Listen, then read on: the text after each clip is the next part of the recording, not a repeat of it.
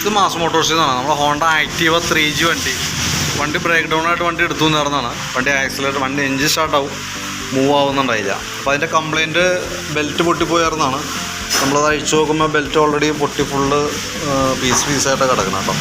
ഇതുമ്പോൾ ഉപയോഗിച്ചേർന്ന belt company ബെൽറ്റൊന്നുമല്ല, ഒരു കുറഞ്ഞ ബ്രാൻഡാണ്.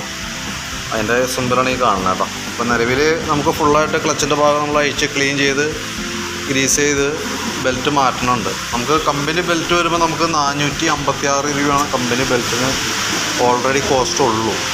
ജെനുവിൻ പാർട്സ് യൂസ് ചെയ്യാം, കാരണം അതല്ലെങ്കിൽ ഇതേപോലെ തന്നെ നമുക്ക് കംപ്ലൈൻറ്റൊക്കെ വന്ന് എവിടെയെങ്കിലും വഴിയിൽ പെട്ടുപോകാൻ സാധ്യതയുണ്ട്. സാധാരണ രീതിയിൽ നമുക്ക് കമ്പനി ബെൽറ്റ് എന്ന് പറയുമ്പോൾ ഏകദേശം ഒരു 25,000 30,000 കിലോമീറ്ററൊക്കെ സിമ്പിളായിട്ട് ഓടിക്കാൻ കിട്ടാറുണ്ട്, ക്ലച്ചിന് വേറെ കംപ്ലൈൻറ്റ് ഇല്ലെങ്കിൽ.